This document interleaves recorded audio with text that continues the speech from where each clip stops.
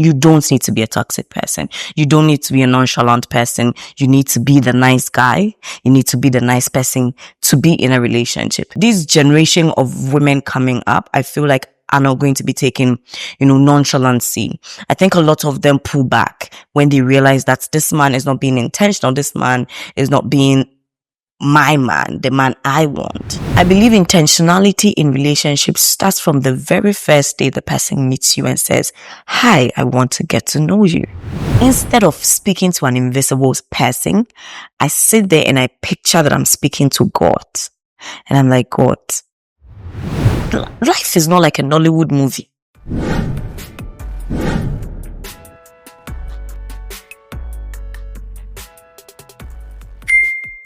An opportunity to always talk to you guys is a great opportunity. And say yes. Thank you very much for joining me in this episode. My name is Nanekia Ando, and this is the POV Podcast. Now let's get straight into, what we have to do here today. What do? We share personal experiences. People send their anonymous stories and then we go through them together, sharing our opinion. You share yours through the comment section and I share mine in the video, like right now. So as I'm reading, I'm telling you my mind, period. And so let's get into what we have for today. If they posted it on social media,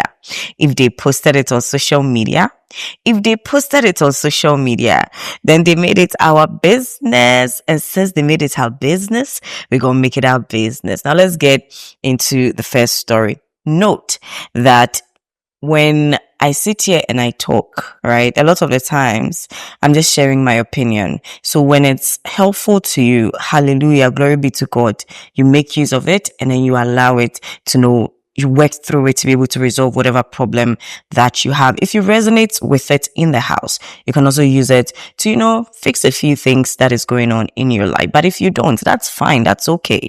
Because I am a human being. And as much as I believe that sometimes God speaks through me, frankly speaking, I can speak gibberish sometimes. So let's get straight into the first story of the episode. This one said, Let's have it.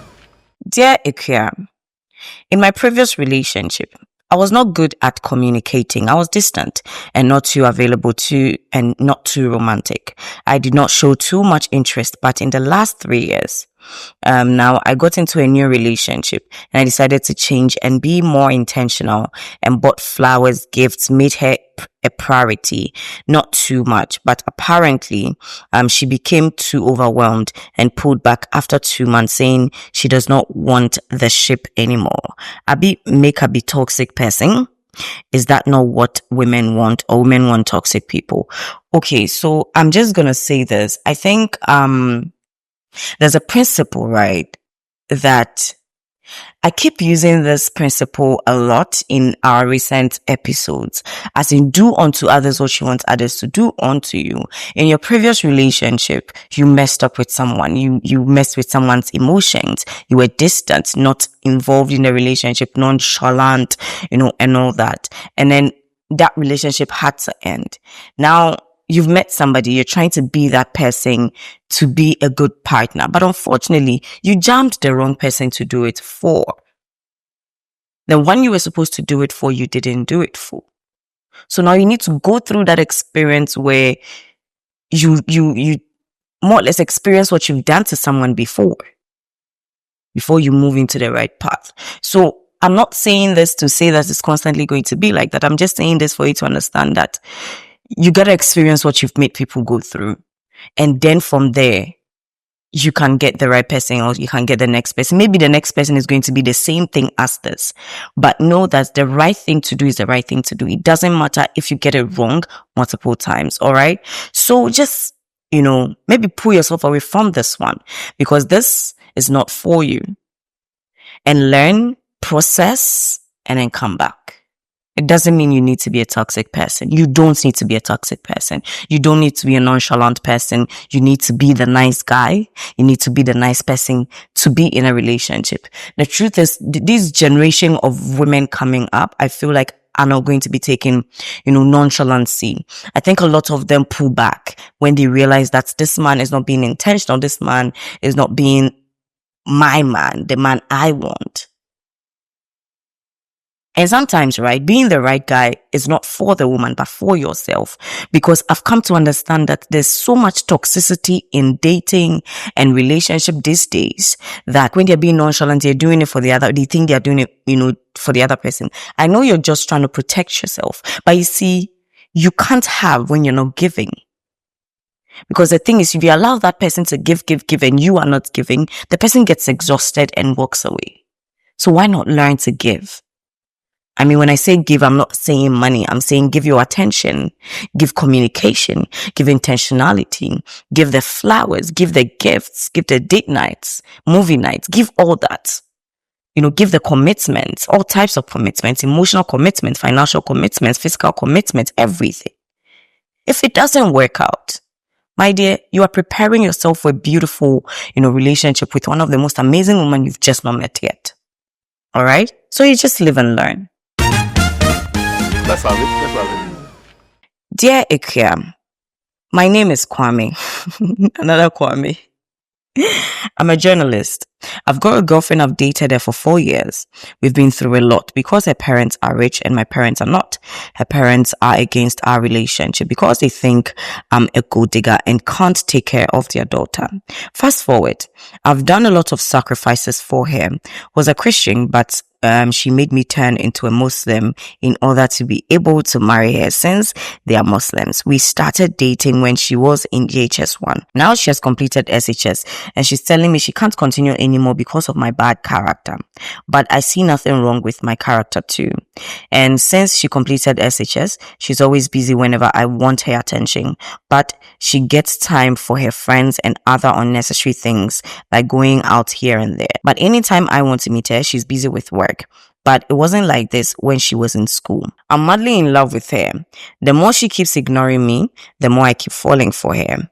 I don't know what to do now. I need your opinion. Wow. Kwame, I think this time you are on the receiving side of it. First of all, I think I had an ape when you converted from Christianity to Muslim. This is why. One thing, let me take the spirituality out of this and come to the real human side. People forget that converting from or moving from your comfortable space to another space to please a partner comes with a lot of things. Right. Yeah, these people are not treating you well. They're calling you a gold digger. They're doing this, you're doing. Don't you think that is an opportunity for you to go back to God? Because frankly, if it was going to work, it would have worked.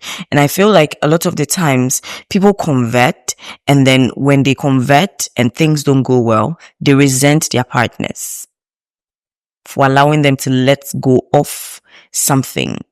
Meanwhile, when they were converting and they were asked, are you sure? They said yes. So I think this is a blessing in disguise. You just don't know yet. Yeah. So pick yourself up. Let it go. Because frankly speaking, when someone falls out of love with you, it is the most devastating thing ever because they will treat you like something like you're nothing. And sometimes because of love, you also lose your self-respect and then you take it. But why not pick yourself up, see it as one of those things and move on and try to build a stronger relationship with God that you don't walk away from Him because of certain things. Right? Yeah. I just think so.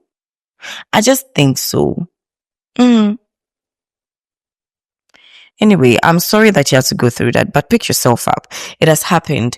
And every time we keep, using I love. Love is frankly not enough to hold a relationship. There are other things to hold relationships, like communication, like commitment, like emotional intelligence. Love is an aspect of it, but love is not all. Like connectivity.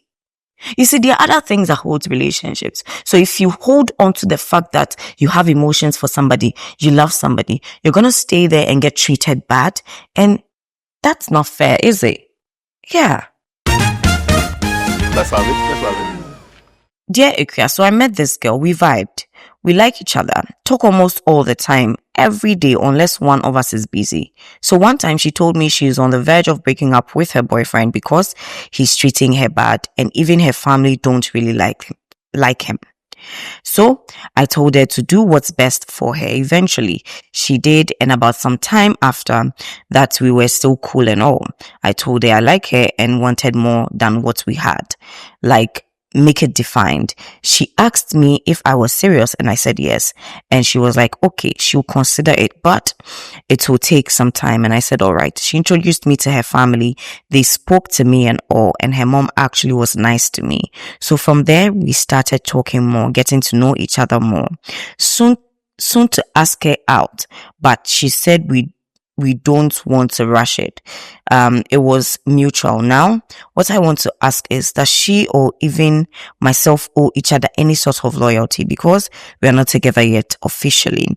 Is it okay for her to take other guys on, flirt with other guys, and likewise me do? I'm not doing that because I respect her and the potential we have. For some time now, I had instincts she's flirting or wanting to sleep with another man, and rightly so, I proved my instincts. I've seen messages of such act. Does she owe me any loyalty? Or because we are not together yet, she doesn't? I'm confused because if you claim you want us to be together, introduce our families to each other, why are you doing like that? You see, unfortunately, right now, we are in a generation whereby people seem to think, so far as we've not done the would you be my boyfriend, girlfriend situation, you and I don't owe each other any loyalty, so I can talk to anybody else. And frankly speaking, it seems fair to a certain extent. It seems fair to a certain extent in the sense that we don't really owe each other any commitment, right? So you can probably see someone else and like the other person. That is what our brains keep telling us. But in reality, if we can focus on that person that we claim we like, but because of the fact that we're talking to each other, we're doing talking stage, we're trying to get to know each other. So if I'm intentional about it and I really want it, every other person will be like, nah, let me focus on this person, get to know this person. The unfortunate part of focusing on one person during talking stage is this. When you are giving too much and the other person is not giving, then you hurt even in the talking stage. And frankly speaking, if you start getting hurt in the talking stage, don't you think the relationship is going to be hard? I believe intentionality in relationships starts from the very first day the person meets you and says, hi, I want to get to know you. I believe intentionality starts from there. So if the person is not being intentional right from there, there's a problem. There's something wrong that needs to be resolved. Yes, that's what I think anyway. But as I always say, my opinion is my opinion. So if it was me, like I say, if I'm talking to somebody, I'm talking to one person. If I talk to one person and it doesn't work out, and in the next 2-3 weeks, I meet another person and I'm talking to another person, don't tell me I move on too fast. Because you know what? You did not even give me the day of light to even like you enough not to move on quickly. Or not to meet someone else and like that person if the person is nicer to me. So, in as much as in the ordinary world, she doesn't owe you any loyalty, I believe that just as you have so much respect for her, you would rather talk to her alone. She should have also had that respect for you. So if she's flirting with other people, that's a sign, isn't it? I hope I'm making sense. Exactly. And probably have a conversation with her, know her train of thoughts. Maybe she doesn't want to rush with you, or she doesn't want to really commit to you because she feels like she commits, she can't mess around. And if it's messing around as she wants to, just give her that ample way to do it and then forget you. See, live your life. Live your life. Okay. Yeah. Let's have it. Dear Ikea, I met this guy in an SHS when my school went there to participate in sports. He was a teacher at that time, and I was also an intern in my school. He took my number and called me when I got home. We started talking and he asked me out. On our way back home from the outing, he proposed love to me and I accepted because I was not in any relationship at the time. We started dating and I would often go to his place to cook for him since my parents wouldn't let me go out. I would rush to his place after teaching to cook for him. When I was late, I would tell my parents that we were having a staff meeting. He would drop me off at my school junction and I would take care of myself to get home. He tried giving me money several times, but I never accepted. He told me he would be going to school in Canada very soon and shared all his travel details with me. After my internship, I went back to school and realized I was pregnant. I took a scan and it was 3 weeks and some days. I was very scared and confused. I called him and told him, and he asked me about my decision. I told him I couldn't keep the baby because my parents would disown me and I couldn't raise a child alone since he would be traveling in a few weeks and I had a lot of things to achieve after school. I was in level 400 at the time. I felt it was best not to have the baby. Also, he would be starting a new life somewhere. I didn't want the baby to suffer. He agreed and we aborted the baby. He was financially down due to his travel preparations, so we shared the cost of the abortion and I took the higher share. That was the first time I accepted money from him. I was okay with it because I felt we were in this together. I truly love this guy. When he left, things started changing. He showed me no attention, no calls, nothing. When I texted him, he would take days before he would reply. He would be online, but we never talked for more than 5 minutes. After the abortion, I had some complications in my breast and had to undergo surgery. I never told him anything about the surgery until I was done. On the day I was discharged from the hospital, I sent him videos and pictures of what happened. He showed some little care and told me how he was struggling to pay his bills and find a job. I consoled him, but he never asked how I was doing even until now. One day, I asked him why he was treating me this way, and he called me on WhatsApp call to tell me he didn't know when he was coming back and couldn't promise me marriage and love due to the distance. He also said he had a lot to do for his family and couldn't add me onto his problem. Meanwhile, I had never disturbed him. All I asked for was attention. He's 32 years and I'm 23. I never rushed him for marriage when we met because I told him I had a lot I wanted to achieve in life, like pursuing my master's degree and getting a better job before marriage because I didn't want to become a liability. He said a lot of painful things to me and I really want to do something that will make him look for me and beg, which he will never find me. Please, I need your opinion. Okay. I know it is hard to be let down and let go after such a painful procedure and experience with him. But I think that with the anger you have, the anger is going to harm you more than it will harm him. Even if you curse him, even if you do anything to him, the anger you have will deal with you more than it will deal with him. It is going to eat into your body, eat into your system, and change your mindset and change you totally, that it will make you miss something beautiful and something amazing, like finding someone else that will love you unconditionally, or somebody that will love you, wholly. Forgive yourself. Yeah. Forgive yourself. You know why? Because I think you went through an abortion. The abortion came with a complication and you are angry that after going through all that for a man, that man decided to dump you like some piece of trash without even regarding your pain. And because of that pain and that anger, you think cursing him would do you some good, but it won't. It really won't. It will just make you more angry, because if he doesn't come looking for you, or if he doesn't come looking for you, then you get angry about, at the world, at God, at anything. And you get angry at the idea of even being with someone else. But frankly speaking, both of you made that decision. So take your part of it, take accountability, forgive yourself, and leave the rest to God. Because I've come to believe that God fights our battles for us when we don't involve ourselves too much. We just leave it to Him.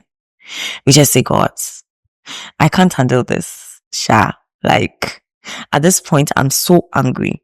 You know what I think?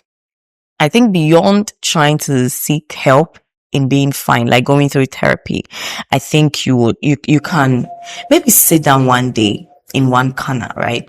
A therapist taught me this, that when you're dealing with something that overwhelms you, because I think one thing is that you're also overwhelmed out of the pain. So you sit in a corner, you pick another chair, you sit opposite the chair like you're talking to somebody, and then you talk to an invisible person like right in front of you. So this is what I took out of it. Instead of speaking to an invisible person, I sit there and I picture that I'm speaking to God. And I'm like, God,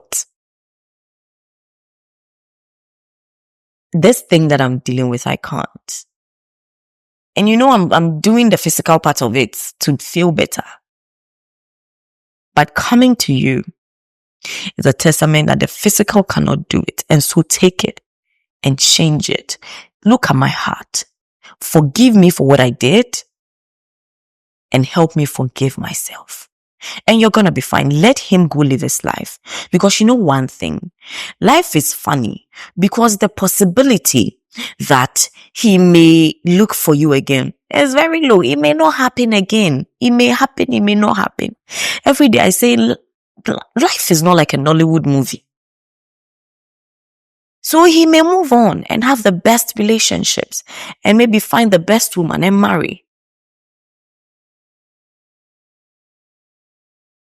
He may ask for forgiveness from God and he will go. And you will be here angry and not living the best life for yourself. So please, save yourself from all that. If you have money, do therapy whilst you pray. If you don't have money, maybe I have somebody that can help you. So you come back into my DM, I'll transfer you to her. Her name is AK. She's a mental health expert. Maybe I'll tag her. Anybody with a mental health issue, you can go to her because she's very receptive. Let's have it. Dear Ikea, I'm an SHS3 student in Takrady. I'm 18 years of age and currently living with my parents. Before my completion of JHS, I wanted to study science in SHS, but my parents didn't agree with me. They declined my decision and selected a different program, which I'm not interested in. They changed all the schools that I chose and selected all girls schools for me. My results was very good and I was expecting my first choice, although I wasn't interested in. And unfortunately, I had my second choice. And with my second choice too, I'm expected to pay 1,700 cedis, everything in a semester, which is every 2 months as a hostel fee because I wasn't placed as a boarder, but rather a day student. My dad was the one who selected my schools and changed my programs. But right now, he doesn't want to pay anything concerning my school. Although I'm in school and I'm trying to cope with studies, my mom is going through a lot just to pay my fees.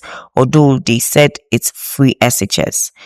Ikea, just last year, I met this guy in Takrady. He came to my school one day and we became friends from then. I told him about my problem and how my mom is struggling to just take care of me. He asked me to stay with him since his house is close to my school, sorry. Honestly, I want to help my parents, but I don't know if I should stay with him and continue my school because I'm almost done. I know my parents will not agree, but I can do it without informing them. This guy already has a girlfriend and they live together, so I don't think he can harm me in any way. Please, I need your opinion on what I should do. Please keep me anonymous. I'll be waiting for your comments. Thank you. Don't do it. Don't go live with him. This is the essence. He has a girlfriend, and so the girlfriend never leaves the house. The girlfriend will definitely leave the house one day. In as much as it's possible that he will not try anything with you, the girlfriend may leave the house one day. He may attempt something. Just hustle through. You said you're almost done. Endure it. You're gonna be fine. Okay? See this as one of those things you need to go through to strengthen your own self to be able to, pass through it. Okay, you're gonna be fine. Don't do it. No, don't do. I don't think you shouldn't do it. I mean, there's a principle, like in life, there are principles for things. Like, for example, if you're not married to a man, don't live with a man. That's a principle. Life can back you in a corner where you would have to do it. But even so, in the back of your mind, you should know that is not the right thing to do. So whilst you are probably doing it just for safety, you fight and push just to, have your own space or have money to rent your own space. There's a principle. As a child, obey your parents, even though sometimes your parents can be terrible at making decisions, like what your father did. You obeyed your dad and this happened. I'm sorry. Maybe sometimes you need to have conscious conversations. I think one time I was on my live and I was having a conversation with a couple of folks, right? And then we're talking about, how to communicate with our parents, how to talk to our parents, how to, make them understand that in as much as we are children and we are meant to obey them, we make decisions.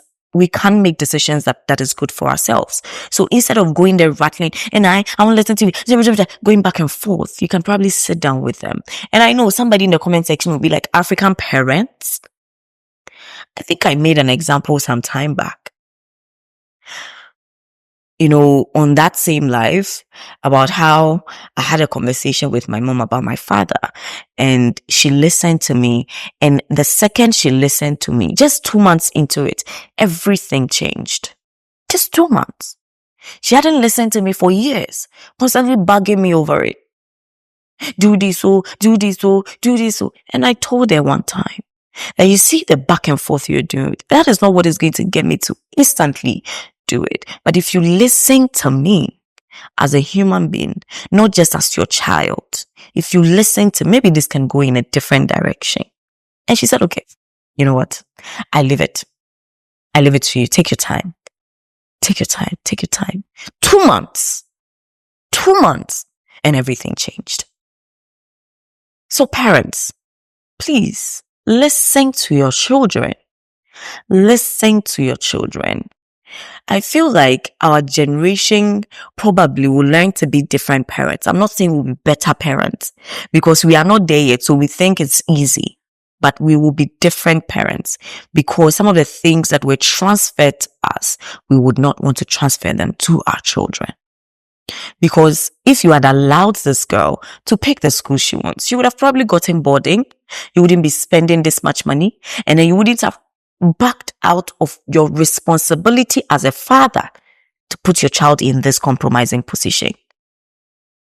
The fact that you are a parent doesn't mean that you have all the right answers. Sometimes your child has the right answer. You just need to listen to them. Anyway, that is all I have for this episode. Thank you very much for watching. I really appreciate that you are here. Don't forget to subscribe, like, and then share. My name is Naneke Ando, and this is the POV Podcast / Dear Ikea. If you want to send your stories, do that in my DM on TikTok, specifically TikTok, because that's where I actually do a lot of the screenshots. Okay, don't forget to follow me on Snapchat, which is there.pov, on TikTok at the POV Podcast, Instagram at the POV Podcast. All right, yeah, and then I also have my personal page on TikTok as Vibes with Ikea, or just type Ikea. If you see any Ikea with a podcast mic and a love emoji, that's me. On Instagram, it's Vibes with Ikea. I'll see you in the next episode. Charlie, I love you guys so much. Leave your comments. Let's help people because that is why we are here. I'll see you in the next episode. Bye.